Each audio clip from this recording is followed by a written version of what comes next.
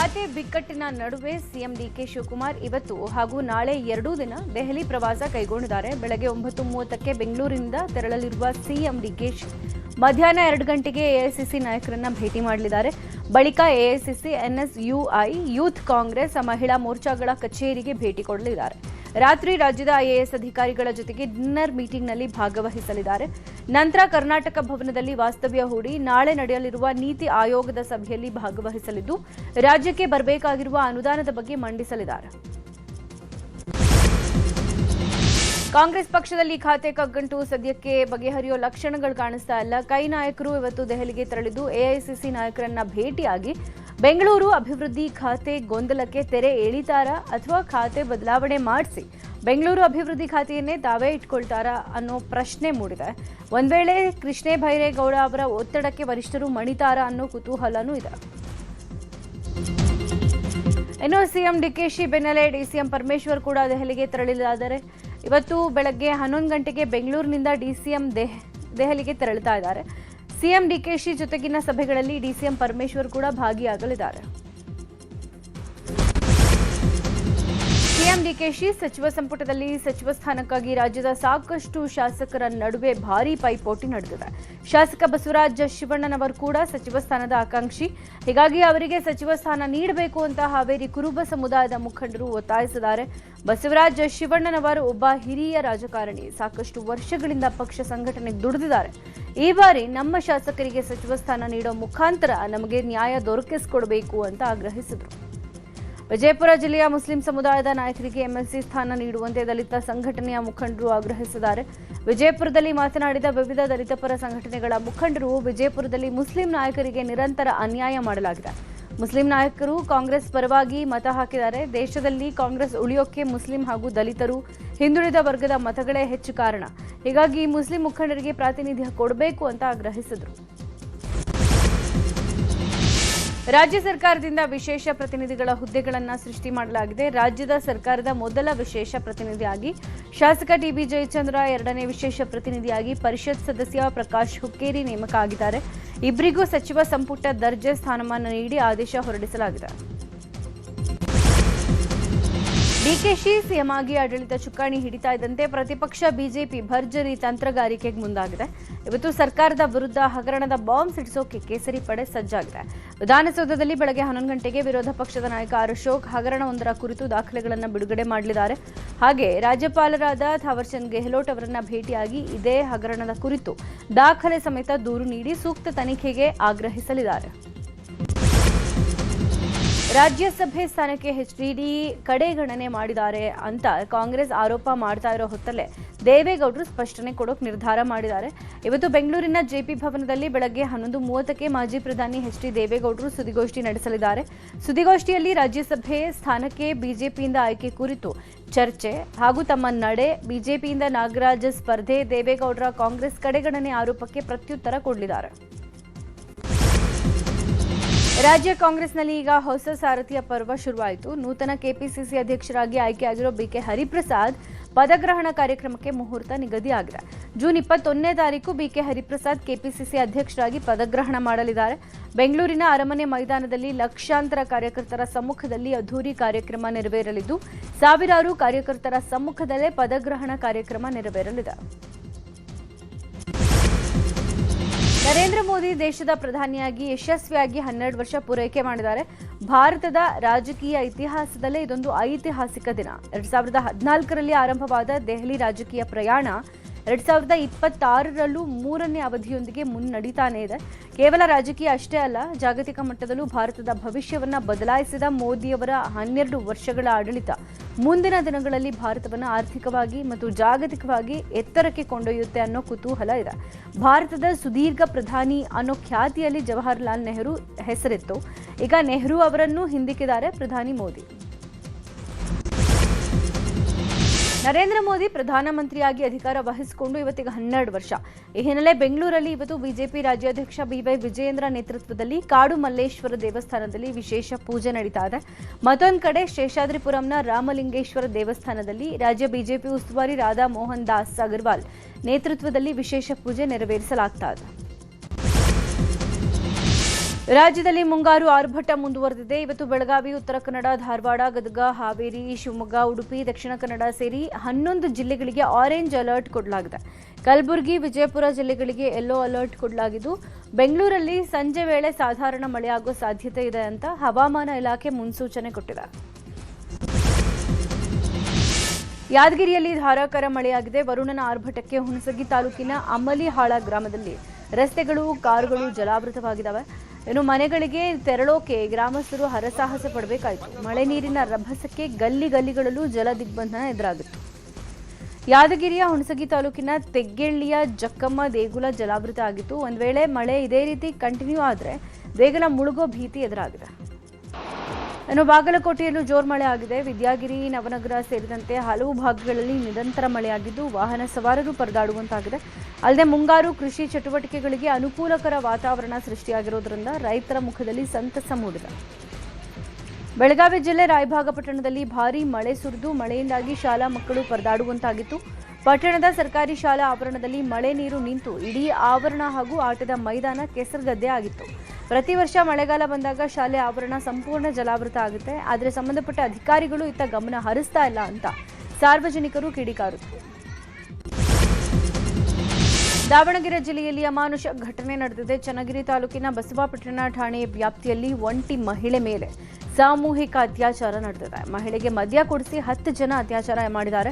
June 3ನೇ ತಾರೀಕು ಘಟನೆ ನಡೆದಿರುವುದು ಇವಾಗ ಬೆಳಕಿಗೆ ಬಂದಿದೆ. ಅತ್ಯಾಚಾರ ಎಸಗಿ ವಿಡಿಯೋ, ಫೋಟೋಗಳು ಸಾಮಾಜಿಕ ಜಾಲತಾಣಗಳಲ್ಲಿ ಹರಿದಾಡಿದ್ದು, ಘಟನೆ ಸಂಬಂಧ ಬಸವಾಪಟ್ಟಣ ಠಾಣೆಯಲ್ಲಿ ದೂರು ದಾಖಲಾಗಿದೆ. ಒಂದೇ ಗ್ರಾಮದ 10 ಜನರನ್ನ ಪೊಲೀಸರು ಬಂಧಿಸಿದ್ದು ತನಿಖೆ ನಡೆಸ್ತಾ ಇದ್ದಾರೆ. ಇನ್ನು ಈ ಪ್ರಕರಣವನ್ನು ರಾಜ್ಯ ಮಹಿಳಾ ಆಯೋಗ ಗಂಭೀರವಾಗಿ ಪರಿಗಣಿಸಿದೆ. ದಾವಣಗೆರೆ ಜಿಲ್ಲಾ ಎಸ್ಪಿಗೆ ಪತ್ರವನ್ನು ಬರೆದಿದೆ. ಅಮಾನುಷ ಕೃತ್ಯದ ಬಗ್ಗೆ ತನಿಖೆ ನಡೆಸಿ ಅತ್ಯಾಚಾರಿಗಳ ವಿರುದ್ಧ ತನಿಖೆಗೆ ಸೂಕ್ತ ಕ್ರಮ ಕೈಗೊಳ್ಳುವಂತೆ ಸೂಚನೆ ಕೊಟ್ಟಿದೆ. ಕೆಕೆಆರ್ಟಿಸಿ ಬಸ್ನ ಸ್ಟೇರಿಂಗ್ ರಾಡ್ ಕಟ್ ಆಗಿ ನಿಯಂತ್ರಣ ತಪ್ಪಿ ರಸ್ತೆ ಬದಿಗೆ ಉರುಳಿ ಬಿದ್ದಿರೋ ಘಟನೆ ವಿಜಯನಗರ ಜಿಲ್ಲೆ ಸಕ್ರಹಳ್ಳಿ ಸಮೀಪ ನಡೆದಿದೆ. ಬಸ್ನಲ್ಲಿ 50 ಮಂದಿ ಪ್ರಯಾಣಿಸ್ತಾ ಇದ್ರು. ಚಾಲಕನ ಸಮಯ ಪ್ರಜ್ಞೆಯಿಂದ ದೊಡ್ಡ ಅನಾಹುತ ತಪ್ಪಿದ್ದು ಅದೃಷ್ಟವಶಾತ್ ಪ್ರಾಣಾಪಾಯದಿಂದ ಎಲ್ಲರೂ ಪಾರಾಗಿದ್ದಾರೆ. ಮಾಹಿತಿ ತಿಳಿತಾ ಇದ್ದಂತೆ ಸ್ಥಳಕ್ಕೆ ಪೊಲೀಸರು ಹಾಗೂ ಸಾರಿಗೆ ಇಲಾಖೆ ಅಧಿಕಾರಿಗಳು ಭೇಟಿ ನೀಡಿ ಪರಿಶೀಲನೆ ನಡೆಸಿದ್ರು. ಬಳಿಕ ಪ್ರಯಾಣಿಕರನ್ನ ಪರ್ಯಾಯ ವಾಹನಗಳ ಮೂಲಕ ಕಳುಹಿಸುವ ವ್ಯವಸ್ಥೆ ಮಾಡಲಾಯಿತು. ಯಾದಗಿರಿಯಲ್ಲಿ ಮತದಾರರ ಪಟ್ಟಿ ಪರಿಷ್ಕರಣೆ ಕಾರ್ಯ ಚುರುಕಿನಿಂದ ನಡೀತಾ ಇದೆ ಅಂತ ಜಿಲ್ಲಾಧಿಕಾರಿ ರಾಹುಲ್ ಪಾಡ್ವೆ ಮಾಹಿತಿ ಕೊಟ್ಟಿದ್ದಾರೆ. ಕ್ಷೇತ್ರದಲ್ಲಿ ಅರ್ಹರಾದ ನಾಗರಿಕರು ಮತದಾನದ ಹಕ್ಕಿನಿಂದ ವಂಚಿತರಾಗಬಾರದು. 18 ವರ್ಷ ತುಂಬಿದ ಪ್ರತಿ ಯುವ ಮತದಾರರನ್ನ ಗುರುತಿಸಿ ಪಟ್ಟಿಗೆ ಸೇರ್ಪಡೆಗೊಳಿಸಬೇಕು ಅಂತ ಸೂಚಿಸಿದ್ರು. ಇದೇ ವೇಳೆ ಅಧಿಕಾರಿಗಳು ಮನೆ ಮನೆಗೆ ಭೇಟಿ ನೀಡಿ ಪರಿಶೀಲನೆ ನಡೆಸುವಾಗ ಸಾರ್ವಜನಿಕರು ಸಹಕಾರ ಕೊಡಬೇಕು ಅಂತ ಮನವಿ ಮಾಡಿದ್ರು. ಮೈಸೂರು ಜಿಲ್ಲೆ ನಂಜನಗೂಡು ತಾಲೂಕು ಹಾಡ್ಯ ಗ್ರಾಮ ಪಂಚಾಯಿತಿ ಕಾರ್ಯಾಲಯದ ದುಸ್ಥಿತಿ ನೋಡಿ ಜನ ಬೇಸತ್ತು ಹೋಗಿದ್ದಾರೆ. ಕಳೆದ 10 ವರ್ಷಗಳಿಂದ ಈ ಗ್ರಾಮ ಪಂಚಾಯಿತಿಗೆ ಬರೋ ಯಾವುದೇ ಸಿಬ್ಬಂದಿ ಆಗಲಿ ಅಧಿಕಾರಿ ಆಗಲಿ 6 ತಿಂಗಳ ಮೇಲೆ ಕರ್ತವ್ಯ ನಿರ್ವಹಿಸ್ತಾನೆ ಇಲ್ಲ. ಇಲ್ಲಿಗೆ ನಿಯೋಜನೆಗೊಂಡ ಕೆಲವೇ ದಿನಗಳಲ್ಲಿ ವರ್ಗಾವಣೆ ಮಾಡಿಸ್ಕೊಂಡು ಖಾಲಿ ಆಗ್ಬಿಡ್ತಾರೆ. ಇರೋ ಅಷ್ಟು ದಿನ ಕಚೇರಿಯತ್ತ ಸುಳಿಯೋದು ಇಲ್ಲ. ಇಲ್ಲಿಗೆ ಭೇಟಿ ನೀಡೋ ಮಂದಿಗೆ ಕಾಣಿಸೋದು ಕೇವಲ ಅಟೆಂಡರ್ ಮಾತ್ರ. ನಮ್ಮ ಪಂಚಾಯಿತಿಯಲ್ಲಿ ಕೆಲಸ ಕಾರ್ಯಗಳೇ ಆಗ್ತಾ ಇಲ್ಲ ಅಂತ ಜನ ಆಕ್ರೋಶ ಹೊರಹಾಕಿದ್ರು. ಬೆಂಗಳೂರಿನ ಪ್ರೈಮಾ ಡಯಾಗ್ನಾಸ್ಟಿಕ್ಸ್ಗೆ ಬಂದಿದ್ದ ಕ್ರಿಕೆಟರ್ ಹಾರ್ದಿಕ್ ಪಾಂಡ್ಯ ನೋಡೋಕೆ ಅಭಿಮಾನಿಗಳು ಮುಗಿಬಿದ್ದಿದ್ರು. ನಿನ್ನೆ ಯಲಹಂಕ ನ್ಯೂ ಟೌನ್ನಲ್ಲಿರೋ ಪ್ರೈಮಾ ಡಯಾಗ್ನಾಸ್ಟಿಕ್ಸ್ಗೆ ಗರ್ಲ್ ಫ್ರೆಂಡ್ ಮಹಿಕಾ ಶರ್ಮಾ ಜೊತೆ ಪಾಂಡ್ಯ ಬಂದಿದ್ದಾರೆ. ಈ ವೇಳೆ ಹಾರ್ದಿಕ್ ಪಾಂಡ್ಯ ನೋಡೋಕೆ ಫ್ಯಾನ್ಸ್ ಕಿಕ್ಕೇರಿ ಸೇರಿದ್ರು. ಇನ್ನು ಪೊಲೀಸರ ಭದ್ರತೆ ನಡುವೆಯೂ ಪಾಂಡ್ಯ ಹಾಗೂ ಮಹಿಳಾ ವಾಪಸ್ ತೆರಳಿದ್ರು. ಇವತ್ತು ಬೆಂಗಳೂರು ಕಸದ ಗುತ್ತಿಗೆದಾರರ ಜೊತೆಗೆ ಜಿಬಿಎ ಮುಖ್ಯ ಆಯುಕ್ತ ಮಹೇಶ್ವರ್ ರಾವ್, ಬಿಎಸ್ಡಬ್ಲ್ಯೂಎಂಎಲ್ ಸಿಇಒ ಕರಿಗೌಡ ಸಭೆ ಕರೆದಿದ್ದಾರೆ. ಡೀಸೆಲ್ ಬೆಲೆ ಏರಿಕೆ ಆಗಿರುವ ಹಿನ್ನೆಲೆ ಕಸದ ಸಾಗಾಣಿಕೆ ವೆಚ್ಚ ಏರಿಸುವಂತೆ ಗುತ್ತಿಗೆದಾರರು ಬೇಡಿಕೆ ಇಟ್ಟಿದ್ದಾರೆ. ಡೀಸೆಲ್ ದರ ಹೆಚ್ಚಳದಿಂದ ಕಸ ವಿಲೇವಾರಿ ಸ್ಥಗಿತದ ಬಗ್ಗೆ ನಿನ್ನೆ ಗುತ್ತಿಗೆದಾರರು ಮುನ್ಸೂಚನೆ ಕೊಟ್ಟಿದ್ದಾರೆ. ಗುತ್ತಿಗೆದಾರರ ಸಮಸ್ಯೆ ಬಗೆಹರಿಸೋಕೆ ಜಿಬಿಎ ಕೇಂದ್ರ ಕಚೇರಿಯಲ್ಲಿ ಇವತ್ತು ಸಭೆ ನಡೆಯಲಿದೆ. ಶೈಕ್ಷಣಿಕ ಸುಧಾರಣೆ ಕುರಿತ ಒಂದು ರಾಷ್ಟ್ರ ಒಂದು ತರಗತಿ ಅನ್ನೋ ಅಧ್ಯಯನ ವರದಿಯನ್ನು ರಾಜ್ಯಪಾಲ ಥಾವರ್ ಚಂದ್ ಗೆಹ್ಲೋಟ್ ಅವರಿಗೆ ಸಲ್ಲಿಕೆ ಮಾಡಲಾಗಿದೆ. ಕಾನೂನು ಪ್ರಾಧ್ಯಾಪಕ ಡಾಕ್ಟರ್ ಸಂಜೀವೇಗೌಡ ಬಿಎಸ್ ಮಾರ್ಗದರ್ಶನದಲ್ಲಿ ವಕೀಲ ಶುಭಂಕರ್ ಸಿ ನೇತೃತ್ವದ ತಂಡ ಅಧ್ಯಯನ ಮಾಡಿದ್ದಾರೆ. ಲೋಕಭವನದಲ್ಲಿ ರಾಜ್ಯಪಾಲರಿಗೆ ವರದಿ ಸಲ್ಲಿಸಲಾಗಿದೆ. ಭಾರತದ ಶಿಕ್ಷಣ ವ್ಯವಸ್ಥೆಯಲ್ಲಿರೋ ಅಸಮಾನತೆ ಪರಿಶೀಲಿಸಿ ದೇಶದ ಪ್ರತಿಯೊಬ್ಬ ವಿದ್ಯಾರ್ಥಿಗೂ ಗುಣಮಟ್ಟದ ಶಿಕ್ಷಣ ದೊರೆಯುವಂತೆ ಮಾಡೋಕೆ ಈ ಅಧ್ಯಯನ ಕೈಗೊಳ್ಳಲಾಗಿದೆ ಅಂತ ವಕೀಲರು ತಿಳಿಸಿದ್ದಾರೆ. ಶಿವಮೊಗ್ಗದ ಟಿಪ್ಪು ನಗರದಲ್ಲಿ ಇಬ್ಬರಿಗೆ ಚಾಕುವಿನಿಂದ ಹಲ್ಲೆ ಮಾಡಲಾಗಿದೆ. 3 ದ್ವಿಚಕ್ರ ವಾಹನಗಳಲ್ಲಿ ಬಂದ ಯುವಕರ ಗುಂಪು ರೆಹಮತುಲ್ಲಾ ಹಾಗೂ ನಿಯಾಮತ್ ಉಲ್ಲಾ ಅನ್ನುವ ಸಹೋದರರ ಮೇಲೆ ಮಾರಕಾಸ್ತ್ರಗಳಿಂದ ಹಲ್ಲೆ ಮಾಡಿ ಎಸ್ಕೇಪ್ ಆಗಿದ್ದಾರೆ. ಹಲ್ಲೆಗೊಳಗಾದ ಇಬ್ಬರು ಸಹೋದರರು ಆಸ್ಪತ್ರೆಯಲ್ಲಿ ಚಿಕಿತ್ಸೆ ಪಡಿತಾ ಇದ್ದು, ಯುವತಿಯ ವಿಚಾರಕ್ಕಾಗಿ ಹಲ್ಲೆ ಮಾಡಿರೋದು ಅನ್ನೋ ಆರೋಪ ಇದೆ. ಲೋಹದ ಹಕ್ಕಿಗಳ ಹಾರಾಟಕ್ಕೆ ಕಲಬುರಗಿ ವಿಮಾನ ನಿಲ್ದಾಣ ಮತ್ತೆ ಸಿದ್ಧವಾಗಿದೆ. ಇವತ್ತಿನಿಂದ ಬೆಂಗಳೂರಿಗೆ ವಿಮಾನಗಳ ಹಾರಾಟ ಪುನರ್ ಆರಂಭ ಆಗಲಿದೆ. ಕಳೆದ 8 ತಿಂಗಳಿಂದ ಕಲಬುರಗಿ ಬೆಂಗಳೂರು ನಡುವಿನ ವಿಮಾನಯಾನ ಸ್ಥಗಿತ ಆಗಿತ್ತು. ರಾಜ್ಯ ಸರ್ಕಾರ ಆರ್ಥಿಕ ನೆರವು ನೀಡಿದ ಹಿನ್ನೆಲೆ ಸ್ಟಾರ್ ಏರ್ ಸಂಸ್ಥೆಯಿಂದ ಸೇವೆ ಆರಂಭ ಆಗಿದೆ. ಉತ್ತರ ಕನ್ನಡ ಜಿಲ್ಲೆಯ ಮುಂಡಗೋಡದ ಕರಗಿನಕೊಪ್ಪದ ಮೊರಾರ್ಜಿ ವಸತಿ ಶಾಲೆಯ ವಿದ್ಯಾರ್ಥಿಗಳ ಮೇಲೆ ಜೇನು ಹುಳುಗಳು ದಾಳಿ ಮಾಡಿವೆ. ವಸತಿ ಶಾಲೆಯ 2ನೇ ಮಹಡಿಯಲ್ಲಿ ಜೇನು ಹುಳುಗಳ ಗೂಡು ಕಟ್ಟಿದ್ದು, ವಿದ್ಯಾರ್ಥಿಯೊಬ್ಬ ಜೇನುಗೂಡಿಗೆ ಕಲ್ಲು ಹೊಡೆದ ಪರಿಣಾಮ 15ಕ್ಕೂ ಹೆಚ್ಚು ವಿದ್ಯಾರ್ಥಿಗಳಿಗೆ ಕಚ್ಚಿವೆ. ಅಸ್ವಸ್ಥ ವಿದ್ಯಾರ್ಥಿಗಳನ್ನು ತಾಲೂಕು ಆಸ್ಪತ್ರೆಗೆ ದಾಖಲಿಸಲಾಗಿದೆ. ಚಾಮರಾಜನಗರದಲ್ಲಿ ಖದೀಮರ ಹಾವಳಿ ಮಿತಿ ಮೀರಿದೆ. ಅರಳಿಕಟ್ಟೆ ಗ್ರಾಮದ ಮನೆಯೊಂದರ ಅಂಗಳಕ್ಕೆ ಕಾಂಪೌಂಡ್ ಹಾರಿ ಬಂದ ಖದೀಮನೊಬ್ಬ ಮನೆಯ ಅಂಗಳದಲ್ಲಿದ್ದ ತಾಮ್ರದ ಕಡಾಯಿಯನ್ನು ಕದ್ದೊಯ್ದಿದ್ದಾನೆ. ಈ ಕಳ್ಳತನದ ದೃಶ್ಯ ಸಿಸಿಟಿವಿಯಲ್ಲಿ ಸೆರೆಯಾಗಿದೆ. ಇನ್ನು ಚಿಕ್ಕಬಳ್ಳಾಪುರದ ಹೆಚ್ ಕ್ರಾಸ್ನಲ್ಲಿ ಚಡ್ಡಿ ಗ್ಯಾಂಗ್ ಆಕ್ಟಿವ್ ಆಗಿದ್ರು, ಪೊಲೀಸರು ಮಾತ್ರ ಸೈಲೆಂಟ್ ಆಗಿದ್ದಾರೆ. ಬೈಕ್ ಕದೀತಾ ಇದ್ದ ವೇಳೆ ಮಾಲೀಕ ರೆಡ್ ಹ್ಯಾಂಡ್ ಆಗಿ ಹಿಡಿದಿದ್ದು, ಸಾರ್ವಜನಿಕರು ಧರ್ಮದೇಟ್ ಕೊಟ್ಟಿದ್ದಾರೆ. ನಂತರ ಶಿಡ್ಲಘಟ್ಟ ಗ್ರಾಮಾಂತರ ಠಾಣೆಯ ಪೊಲೀಸರಿಗೆ ಕಳ್ಳನನ್ನ ಹಿಡಿದಿದ್ದೀವಿ ಅಂತ ವಿಷಯ ಮುಟ್ಟಿಸಿದ್ರು, ಸ್ಥಳಕ್ಕೆ ಬಂದಿಲ್ಲ. ಹೀಗಾಗಿ ಪೊಲೀಸರ ನಡೆಗೆ ಬೇಸತ್ತ ಜನ ಆಕ್ರೋಶ ಹೊರಹಾಕಿದ್ರು. ಕಳ್ಳರ ಬೆನ್ನಿಗೆ ಪೊಲೀಸರೇ ನಿಂತಿದ್ದಾರೆ ಅನ್ನೋ ಅನುಮಾನ ಶುರುವಾಗಿದೆ. ಬೆಂಗಳೂರಿನ ಲಾಲ್ಬಾಗ್ನಲ್ಲಿ ಮಾವು ಹಾಗೂ ಹಲಸಿನ ಮೇಳ ಶುರುವಾಗಿದೆ. ಕರ್ನಾಟಕ ರಾಜ್ಯ ಮಾವು ಅಭಿವೃದ್ಧಿ ಮಂಡಳಿ ಮತ್ತು ತೋಟಗಾರಿಕೆ ಇಲಾಖೆ ಸಹಯೋಗದಲ್ಲಿ ಮೇಳ ನಡೀತಾ ಇರುವುದು. ಜೂನ್ 4ನೇ ತಾರೀಕಿನಿಂದ ಆರಂಭವಾದ ಈ ಮೇಳ ಈ ತಿಂಗಳ 30ನೇ ತಾರೀಕು ತನಕ ಇರುತ್ತೆ. 170ಕ್ಕೂ ಹೆಚ್ಚು ಮಳಿಗೆಗಳಲ್ಲಿ ಮಾವು, ಹಲಸು ಹಣ್ಣು ಮಾರಾಟ ನಡೀತಾ ಇದೆ. ಸುಮಾರು 300 ಟನ್ ಮಾವು ಮಾರಾಟ ಇದುವರೆಗೂ ಆಗಿರೋದು. ಬೆಂಗಳೂರಿಗರಿಂದ ಭರ್ಜರಿ ರೆಸ್ಪಾನ್ಸ್ ಸಿಗ್ತಾ ಇದ್ದು, ಕನಿಷ್ಠ 1,000 ಟನ್ ಮಾವು ಮಾರಾಟ ಮಾಡೋ ಗುರಿ ಹೊಂದಲಾಗಿದೆ.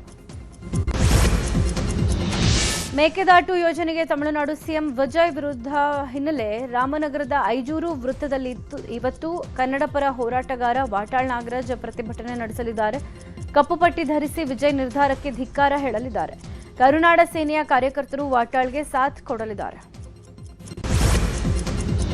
ಮಧ್ಯಪ್ರಾಚ್ಯದಲ್ಲಿ ಮಹಾಯುದ್ಧ ಮತ್ತೆ ಮುಂದುವರಿತಾ ಇದೆ. ಟ್ರಂಪ್ ಎಪ್ಸ್ಟೀನ್ ಪ್ರಕರಣದ ಬಗ್ಗೆ ಜಗತ್ತಿನ ಮುಂದೆ ಸತ್ಯವನ್ನ ಹೇಳಬೇಕು. ಅಲ್ಲಿ ತನಕ ಹರ್ಮುಜ್ ಜಲಸಂಧಿ ಬಂದ್ ಆಗಿರುತ್ತೆ ಅಂತ ಇರಾನ್ನ ARGC ಹೇಳಿದೆ.